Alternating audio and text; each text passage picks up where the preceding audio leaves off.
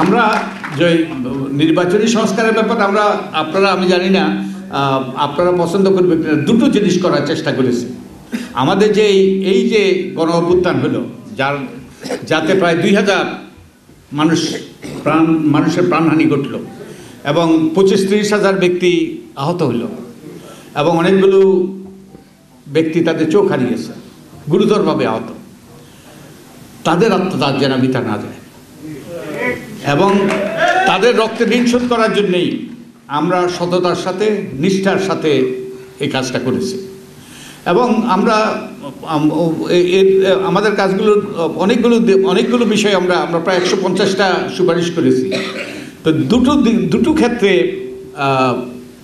আমাদের সুপারিশগুলোকে ওই দুটো ক্ষেত্র আমি হাইলাইট করতে চাই, আপনাদের গোচরীভূত করতে চাই। একটা হলো আমাদের রাজনৈতিক অঙ্গনটা যেন দুর্বৃত্তমুক্ত হয়, যে স্বৈরাচার ফ্যাসিস্টটা যেন ফিরে এসে আমাদের ওই সংসদে যেন তার আসন নিতে না পারে। বস্তুত আমার অফিসটা হলো সংসদ ভবনে। আপনারা নিশ্চয়ই কেউ সংসদ ভবনে গিয়েছেন, জানেন এই সংসদ ভবনটা কত বিখ্যাত। এটা পৃথিবী বিখ্যাত, এটা আর্কিটেকচারাল মনুমেন্ট। লুই কান বলে এক ভদ্রলোক এটা ডিজাইন করেছে এবং পৃথিবীর থেকে বহু লোক আসে এটা দেখার জন্য। যারাই বাংলাদেশে আসে তারা এসে দেখতে চায়।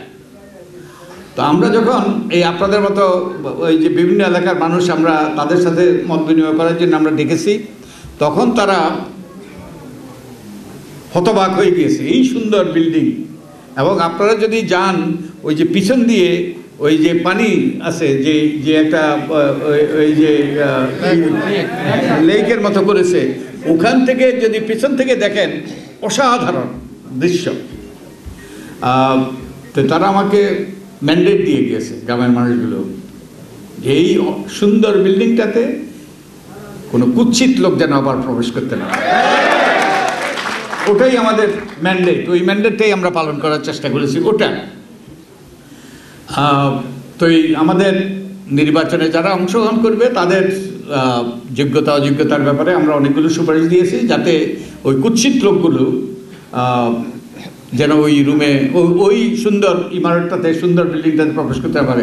আমার অফিসটা হলো একজন ব্যক্তির অফিস, যে প্রধান 25তম ব্যক্তির মধ্যে একজন ছিল, দুর্ভাগ্যবশত। তার রুমে নাকি সেই 5ই অগাস্ট সেই টাকা পাওয়া গেছে, বন্দুক পাওয়া গিয়েছে, তারপরে আরও কি সব এমন কিছু নাই যেটা পাওয়া যায়নি। তারপরে ওই কুৎসিততম ব্যক্তিদেরকে দূরে রাখার সেই জন্য আমরা অনেকগুলো সুপারিশ করেছি। আশা করি যে সরকার এবং রাজনৈতিক দলগুলো এগুলো গ্রহণ করবে, তার মাধ্যমে আমাদের জন্য একটা সুন্দর ভবিষ্যৎ দিকে আমরা যেতে পারবো।